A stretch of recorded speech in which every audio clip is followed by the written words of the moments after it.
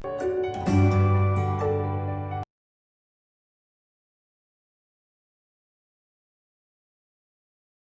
student, welcome back to our online classes. Today we are going to start a new biology chapter. It's a class 7, chapter number 10. Name of the chapter is respiration in living organisms. Okay, in this chapter we have covered digestion part. Now we will deal about respiration part. It's your second most important organ system. Okay, in these chapters we are learning about your organ systems. Okay, so in that digestion part we learn about your digestive system, alimentary canal and all. In this chapter we will talk about your respiratory system, how you respire, okay, how you take in oxygen and you breathe out carbon dioxide, all these things. We will deal about respiration in human beings and several other living organisms. So let's move forward. Okay, so very first slide tells you about all the living organisms are made up of cell. Okay, building block of all the living beings are microscopic units which are known as cell. Microscopic because you are not able to see them with your naked eyes. You need microscope to see them. That's why they are microscopic. Okay, so second point is these cells. Okay, the cells which make our body, which make up our body, differ in function. Okay, all the cells in your body are different. Some cells are required for different function, others are required for different function. For example, cell in your brain do different function than cell on your skin, right? So all the cells have different kind of function.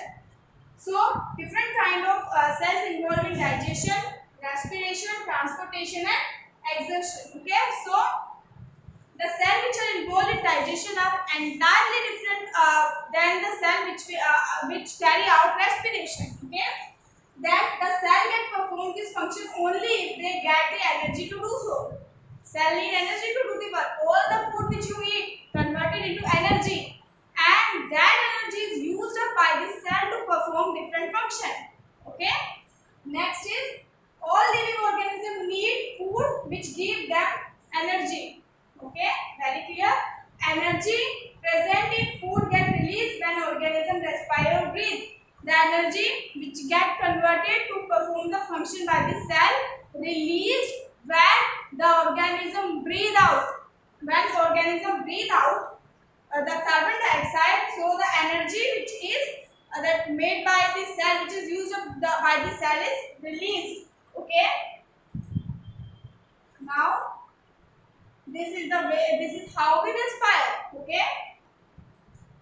Next is how food help in gaining the energy. In the first slide we talk about what is the need of this energy. How do we respire? We respire by gaining energy and releasing energy, right? But in this slide we will talk about how food is related to that energy.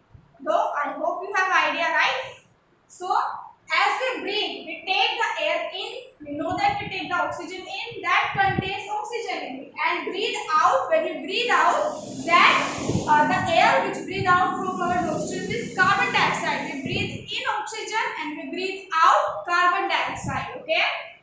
This oxygen when transported to our cell help in breaking down of food. What is need of this oxygen? You know that you require oxygen for survival, oxygen for living. But why? Why do we need that oxygen? That oxygen is necessary for your cell to get the energy. The food which you are eating. We know the digestion. Digestion is breaking down the food into smaller pieces.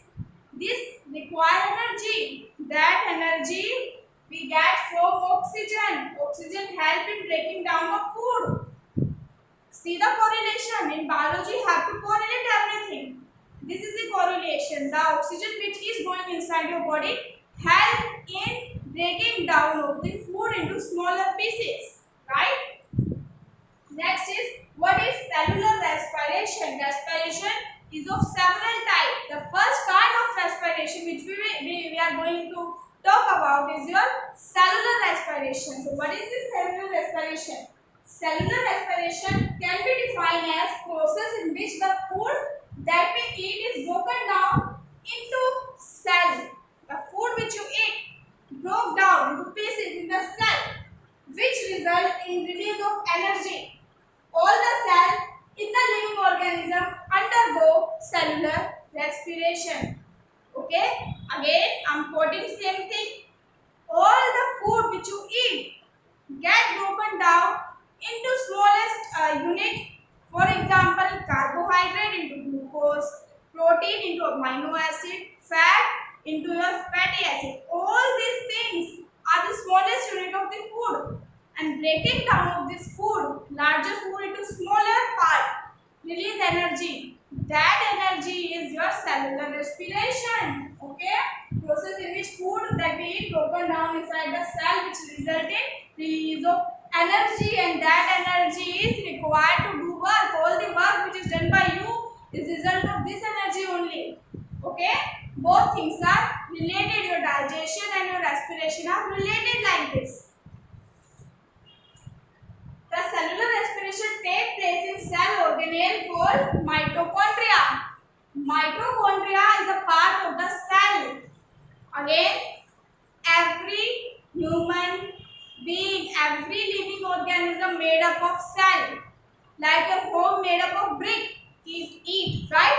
That's how we living organism are made up of cell. Building block of our body is cell. Okay? That cell have different kind of part. The part of the cell, the component of the cell is known as organelle, cell organelle. And the cell organelle mitochondria is the part of the cell in which this energy is created. The part of the cell where this energy is created, where food is actually broken down, that part is mitochondria. Okay, the part of the cell in which all the process is going on is your mitochondria. Oxygen that an organism breathes in react with the carbohydrates. Oxygen plus carbohydrate. Carbohydrate is glucose is smallest unit of your carbohydrate. So oxygen plus glucose, I can say that, present in food and result in release of carbon dioxide, water and energy. So what happened in digestion? Food broken down into simpler simpler unit. Then the simplest unit of, I can say that, let's take glucose. Glucose plus oxygen which we are breathing in will result in release out of carbon dioxide. They both are responsible for releasing out of carbon dioxide from your body along with water and energy. It will release energy also. Okay. So this is the reaction. Glucose plus your oxygen. Glucose is the product of digestion. Oxygen which we breathe in, it will release energy and it will give carbon dioxide plus water. Okay. So this is the chemical formula. C6H12O6 is your glucose, O2 is your oxygen, CO2 is your carbon dioxide, and H2O is your water. This is the chemical formula of the whole process. Okay. Next is type of respiration. Two type of respiration is there. One type, we have been talking about oxygen, oxygen, oxygen.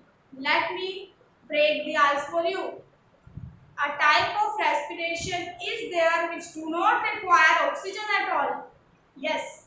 So, depending upon the availability of oxygen, we can divide the respiration into two categories. First category is aerobic. Second is anaerobic. Okay. Aero means oxygen. Okay. So, it is related to that.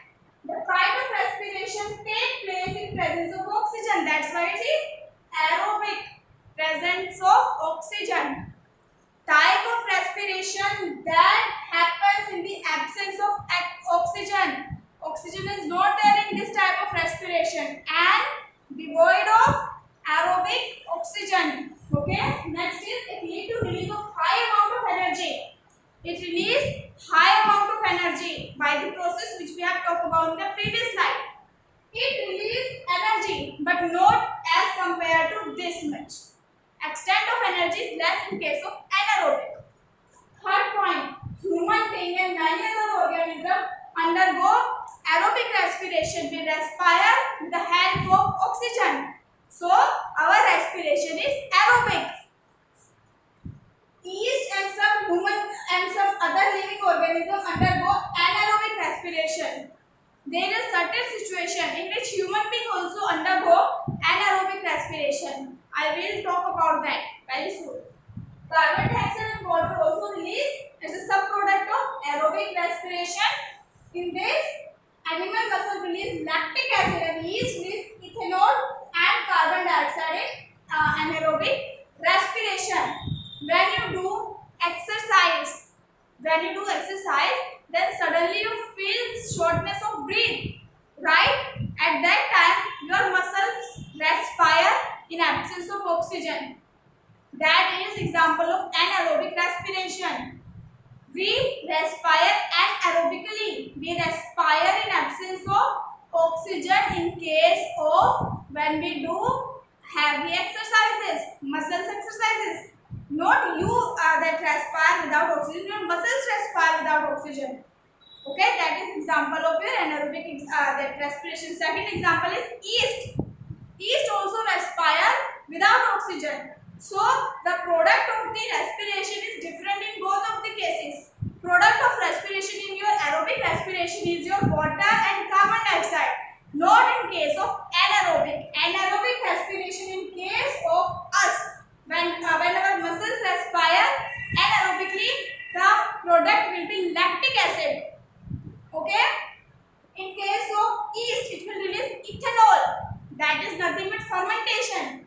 Okay, the conversion of that alcohol, the formation of alcohol requires fermentation. That is nothing but the anaerobic respiration of yeast, and it will also produce carbon dioxide. Okay, these are the reaction of the same. Very first is glucose plus oxygen, carbon dioxide and water. Aerobic respiration. Same thing in the chemical formula. Second is glucose will give ethanol and carbon dioxide. It is the anaerobic respiration in yeast. Okay, same chemical formula. Okay. Next is anaerobes. Anaerobes. What are these anaerobes? Okay, we will discuss about this anaerobes in this slide. Anaerobes, so organisms that can exist in absence of air. They do not require oxygen for their survival. So organisms which do not require oxygen for their survival are known as anaerobes. Okay, they undergo anaerobic respiration. That's why they get energy without oxygen. Energy will be less, but still energy is there. That too without oxygen. Okay. Next is example yeast. Yeast is example of your anaerobic respiration. These are the unicellular means single cell. Uni in science means single in bio. Organisms that exist in the absence of oxygen. Okay. Next is as a byproduct they release ethanol. Ethanol is alcohol. Because they are respiring without oxygen, their product is different. Their product is ethanol and carbon dioxide. That is why they are used to make wine. That's why we use yeast to make alcoholic substances like wine and beer. This is called as alcoholic fermentation. What is fermentation? Fermentation is an aerobically respiration of yeast to produce alcohol. Again I am repeating, an aerobic respiration of yeast to produce alcohol is known as fermentation. Okay. Now anaerobic respiration in human beings. I told you that there are certain conditions in which we also respire anaerobically. So let's break down that process. Okay. Very first is sometimes muscle of human being. I told you not us as whole. Our muscles respire anaerobically in few conditions. First is this generally happens when we undergo heavy exercises. Okay, which we have dealt with, such as running, weightlifting, cycling, walking for long duration. All this time your muscles need a high amount of oxygen, and in absence of that, what will it do? It will respire without oxygen. Okay, very natural. In such situation, muscles require more energy because muscles are doing more work than it can. That's why it requires more energy, and the supply of oxygen is not enough. So in those cases, our muscles respire anaerobically. Okay.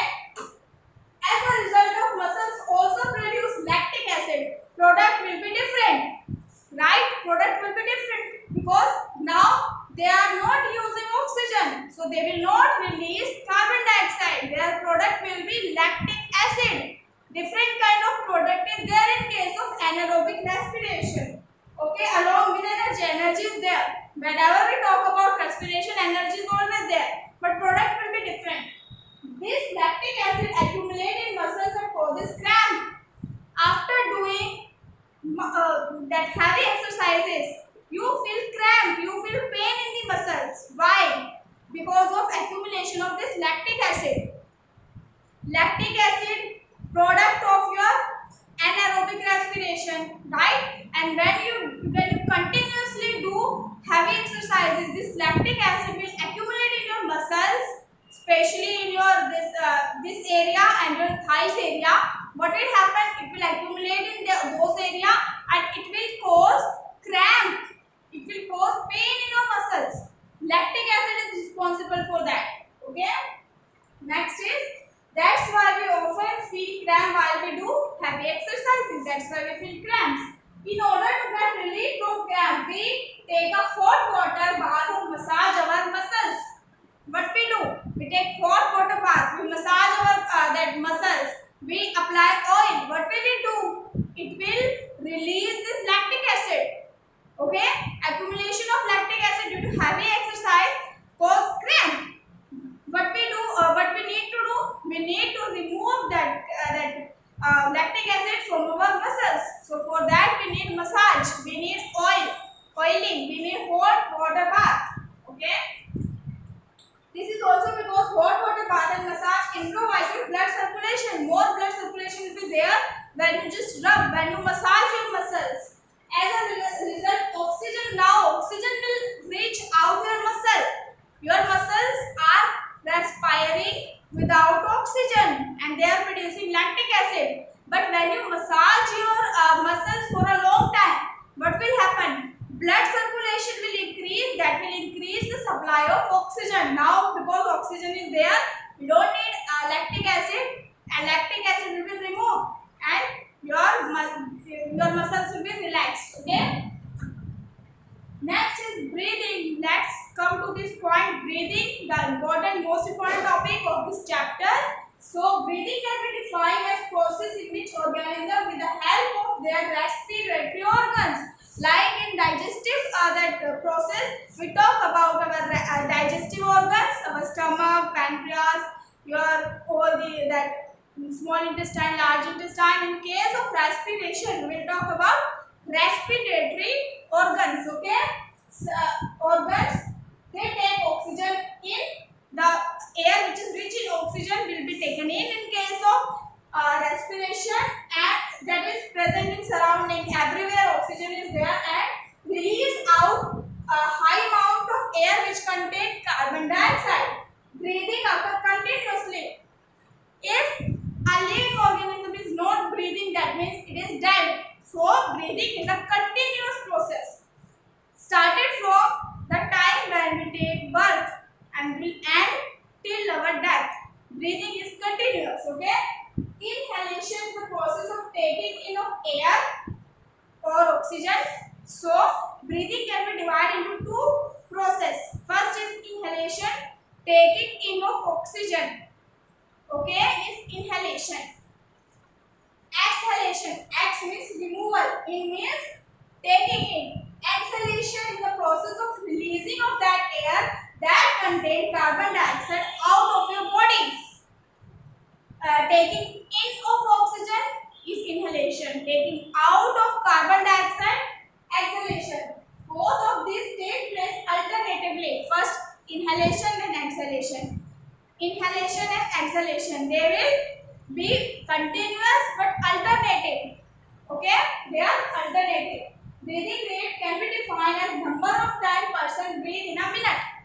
Breathing rate is number of time you breathe in a minute. It is nothing but your breathing rate. Okay. Next is breathing. A breathe can be defined as inhalation then exhalation. So what is breathe? We use this word often. So what does it mean? It means firstly inhalation, then alternatively exhalation. Both of this process together known as breathe. Okay, the breathing rate is not always constant in human beings. It's not always same in all that human beings. We generally breathe faster when our body needs more energy, and we breathe slightly lower when we are not using energy. For example, when you are running, your breathing rate will be higher because your cells require more energy. When you are doing nothing, then your breathing rate will be lower because you don't need that much energy, right? This is so because body needs more oxygen, then break down more food to produce more energy. Very relatable, very easy. More you require energy, more will be breakdown of the food, then more breathing rate is there. Okay? Less work you are doing, less energy you are needing, less food will be broken down. In the same way, breathing rate will be less. Average adult human being we breathe 15 to 18 times per minute. This is average. Okay, average human beings breathe 15 to 18 times per minute. While exercising, this rate can raise up to 25 times. Okay, while exercising, this rate is 25 times the normal rate. Okay, this is your the pictorial view of all the respiration. This is your respiratory system. Okay, starting with the nose. With the help of nose, you take in the oxygen. Okay, and with the help of nose only, you take out the oxygen. First of all, blue red color shows you the oxygen. So what happens? Oxygen goes with the help of your trachea. We will deal with all the organ of respiration very soon. So for now, let's just look at this. With the help of nose, your oxygen is going inside your body. This blue arrow shows the path of the oxygen. What will happen? This is your trachea. This part, the neck, trachea. Oxygen will follow this path. Then it will reach your lungs. Okay.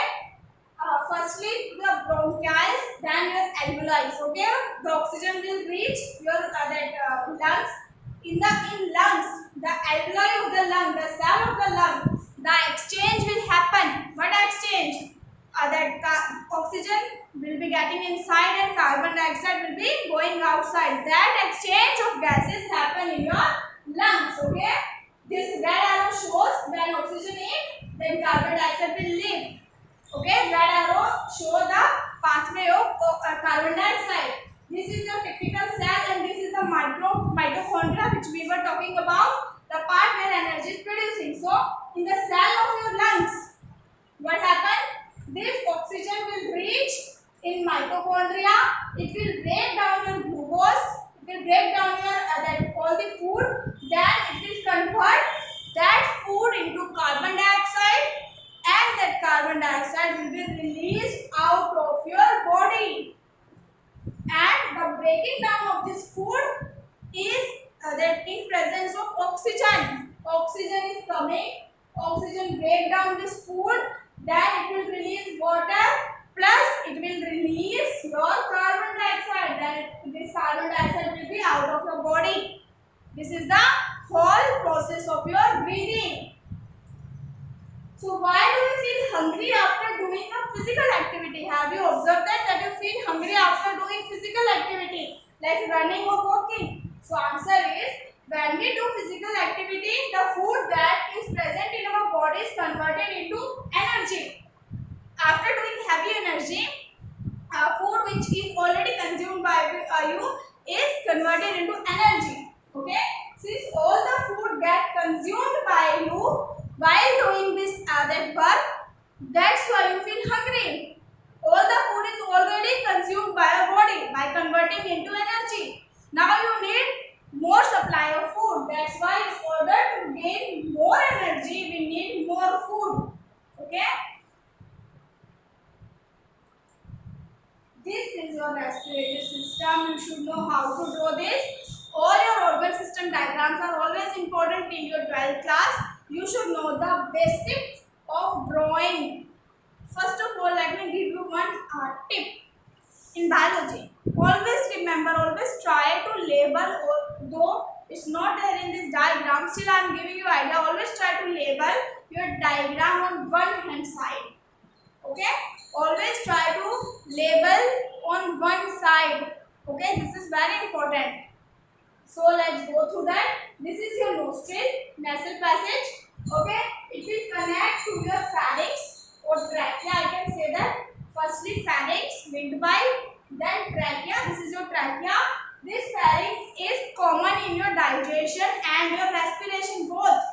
Okay, from here this will go into a digestive part, but this part, the trachea part, will differentiate it into your respiratory system.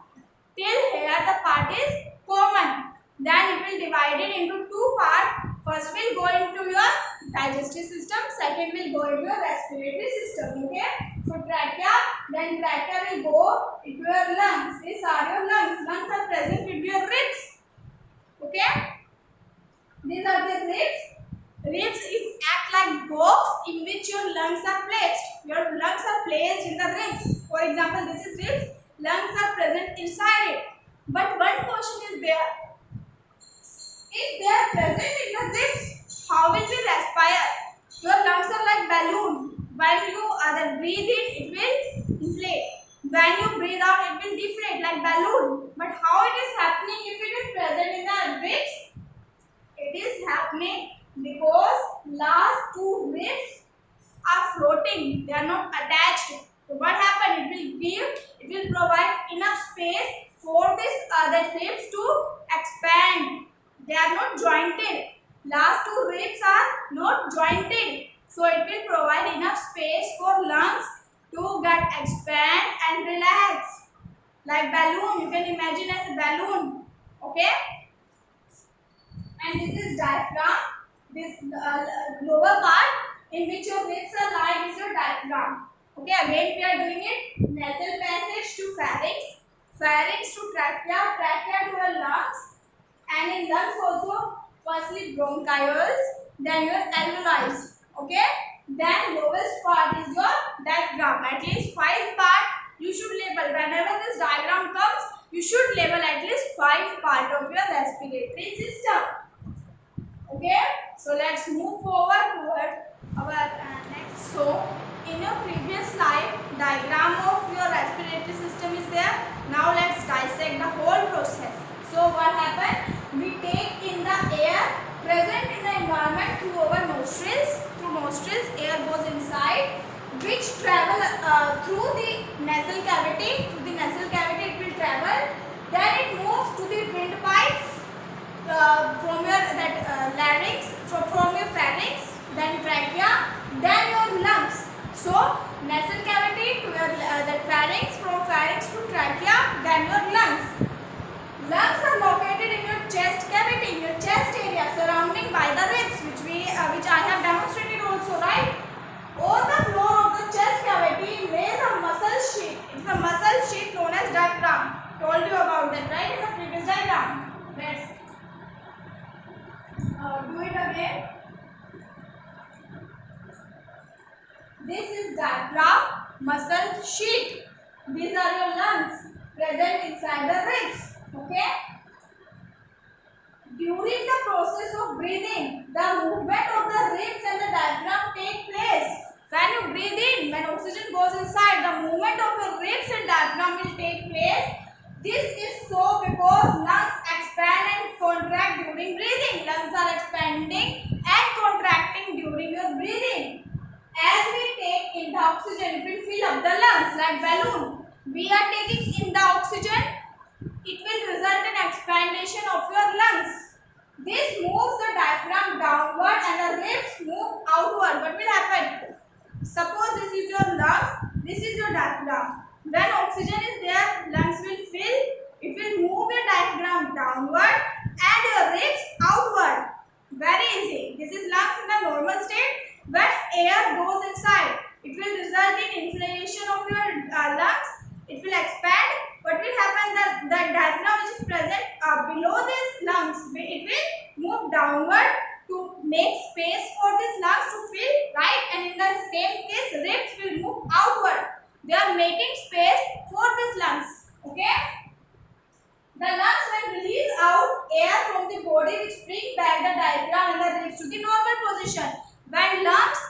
that takes out carbon dioxide out of the body, what will happen? This lungs which is filled now will go back to its original state. Same way diaphragm will be upward now on its original place, and this also move back to its original state. Okay, so this is the comparative diagram of your inhalation and exhalation. Air inhaled, it will go inside, chest will expand to get the air filled in the lungs, diaphragm will move downward. Okay, diaphragm will contract, or I can say that, and your abdomen will expand. Okay, one more thing, whenever you breathe in, try to watch your abdomen. If your abdomen should expand when you breathe in, you are breathing in, you are not doing your breathing properly, that's why we are falling ill and we don't know what we are doing wrong. We are not breathing properly. Whenever you breathe in, your abdomen, your part below your chest cavity should expand. Okay, always try to watch that. Okay, in case of breathing out, air will exhale. Okay, start with lower part. Your abdomen will be contracted, it will go inside because you are releasing that carbon dioxide. Your diaphragm will be relaxed. Okay, just opposite of this, diaphragm will contract there and it will relax there. Abdomen contract there, it will expand there, and your chest will contract now, shrink now to original position, and air will be exhaled. Suppose you are just pressing this, squeezing that balloon, what will happen? It will become it will go in its original place and air will be goes outside. Same thing happens with us also when we breathe out. Okay, this is the comparative diagram. So why do we sneeze? Next question arises, why do we sneeze? Is it related to our respiratory system? So answer is yes. As we inhale the air present in the surroundings, sometimes various unwanted elements such as smoke or dust particle also come inside our body. However, they will come inside our body. However, they get stuck in the hair of our nostril. Hairs are present in our nostril. The dust particle will stuck in that hair, but some of these make way through our nasal cavity. Some of these the dust particle will make way towards our nasal cavity. Okay, they cause irritation and in nasal cavity, which result in sneeze. Again, dust particle or the smoke particle will go inside our body with the breathing exercise. When you inhale the air, oxygen, what will happen? They will go inside, but most of the time they will get entrapped in the hair which is present inside our nostril. Sometimes they make full our nasal cavity and they will make way through our lungs. When they go inside our lungs, it will feel irritated. Irritation will be caused by that, and that is the result of which is sneezing. You sneeze because of that. To take out that smoke out of your body, they cause irritation in the nasal cavity, which result in sneeze. Okay. So this help in getting out of that dirt particle of our body. Sneezing help to get out the dirt particle from your body. Okay, student, in this part we will be doing this much only. Remaining topics which are equally important we will be doing in our next part. Thank you.